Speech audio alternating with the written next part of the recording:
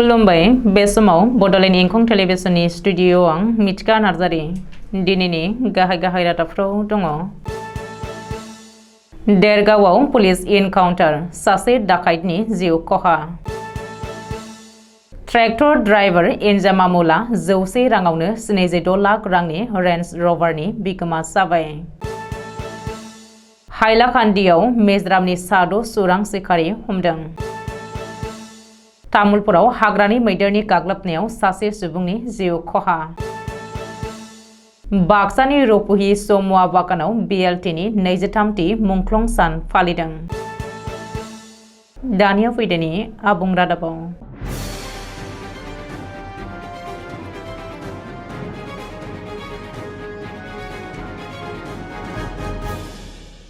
रायजोआव मोनसेनि उनाव मोनसे पुलिस इनकाउन्टार। दाय गोनां हाबायाव लोब्बा थानाय दुथांफोरखौ पुलिसआ गुबुन गुबुन जाहोनाव इनकाउन्टार खालामगासिनो। बे खेबाव गलाघाट जिल्लानि देरगावआव पुलिसनि हाथियारनि गुलि बेरदों। पुलिसखौ गाग्लोबनानै खारनो नाजानाय दुथांखौ पुलिसआ इनकाउन्टार खालामदों। बे जाथायाव लागान साहा मुंनि सासे डाकाइतआ जिउ गोमायो। मिथिनो हानाय बायदिब्ला माखासे सान सिगांनिफ्राय देरगाव ओनसोलाव जाफ्लेबाय थानाय डाकातिनि जाथायजों लोब्बा थानाय डाकाइत लागान साहानिखौ देरगाव पुलिसआ हमदोंमोन आरो पुलिसआ थांनाय हराव लागान साहानिखौ लानानै खावनाय मुवा बेसादखौ बोखांनो थाखाय अपारेशन खालामदोंमोन। बे समावनो लागाना खाबु लानानै पुलिस जिम्मानिफ्राय खारखुमानो नाजायो। जाउनाव पुलिसआ लागानखौ हमथानो थाखाय गुलि गावनो गोनां जायो। बे जाथायाव गोब्राब जोखोम जानाय लागान साहानिखौ गोख्रैनो देहा फाहामसालियाव थिसननाय जादोंमोनब्लाबो डाक्टारा थैबाय होननानै फोसावो। बबेखानि पुलिसआ बे अपारेशनाव गंसे 7.65 mm पिस्तल, गंसे मेगजिन, टरनै गोगो गुलिजों लोगोसे नोगोद 50 लाख रां, गंसे मटर साइकेल आरो गुबुन गुबुन मुवा बेसादफोरखौ जब्द खालामनो हायो होननानै मिथिनो हादों। रिपर्ट बायदिब्ला लागान साहानिया सिगाङावबो डाकाति खालामनायनि दायाव जोबथेसालियाव थाहैनो गोनां जादोंमोन। नाथाय जोबथेसालिनिफ्राय उदां जानानै फैनायनि उनावबो डाकाति खालामनायाव नांथाबफिनदोंमोन। खाफालाव थायोब्ला गासैबो जाफुङो, गसाइया अनोब्ला गासैखौबो मोनो। बेनि बिदिन्थि बायदियै सासे ट्राक ड्राइभारा 26 लाख रांनि गारिनि बिगोमा जानो हादों। इनजामामुल हक मुंनि सासे ट्रेक्टर ड्राइभारा 100 रां होनानै 26 लाख रांनि बेसेन गोसा रेन्ज रभार गारिनि बिगोमा जादों।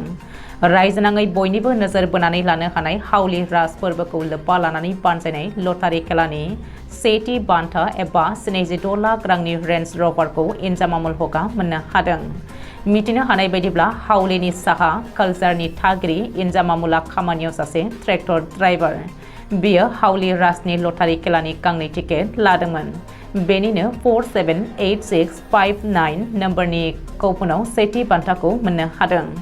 बेनि उनावनो खुसिजों रंजाखांदों ट्रेक्टर ड्राइभार इनजामामुला।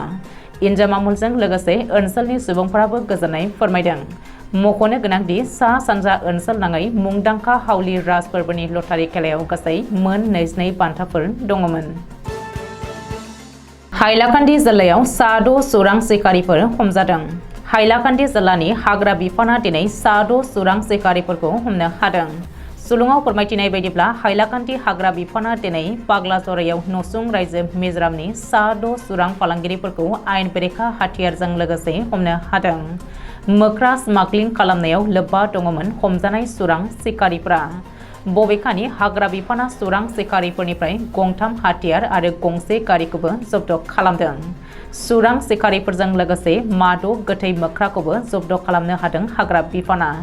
रिपर्ट बायदिब्ला हमजानाय गासैबो सुरां सिखारिफोरा मिजोराम कलासिबनि थागिरि आरो बिसोर गासैखौबो जोबथेसालियाव दैथायहरनाय जाबाय। तामुलपुर जिल्लायाव लान्थ्रियै सोलिगासिनो दङ हाग्रानि मैदेर आरो सुबुंनि गेजेराव दाङाबाजि। बेनि गेजेरावनो तामुलपुर जिल्लायाव हाग्रानि मैदेरनि गाग्लोबनायाव सासे सुबुङा जिउ गोमादों होननानै मिथिनो हादों। रिपर्ट बायदिब्ला तामुलपुर जिल्लानि जाजि खनायाव हाग्रानि मैदेरा गाग्लोबनानै सासे लाइमोना जिउ गोमादों। मख'नो गोनांदि थांनाय माखासे समफोराव तामुलपुर जिल्लानि गुबुन गुबुन ओनसोलाव हाग्रानि मैदेरनि उदखार खालामनायाव थागिरि रायजो राजाफ्रा अलखद थासारिजों सैनांदों। तामुलपुरनि जाजिकना, तेटिपटा, कसुकाटा, पुब कसुकाटा दक्षिण देपिलि बायदि ओनसोलाव हाग्रानि मैदेर फालोआ थागिरि रायजोफोरनि आबाद फोथारखौ खहा खालामनायजों लोगोसे गय नालेंखर दंफां लाइफां आरो न' बांखौ सिफायनानै थेर बेथेर खालामनानै ओनसोलाव फोजोबस्रांनाय लाबोदों। बबेखानि दिनै फुङाव टेकिपटा जाजि खनायाव हाग्रानि मैदेरनि गाग्लोबनायाव 40 बोसोर बैसोनि गौतम मेदि मुंनि सासे लाइमोना गोब्राब जोखोम जादोंमोन।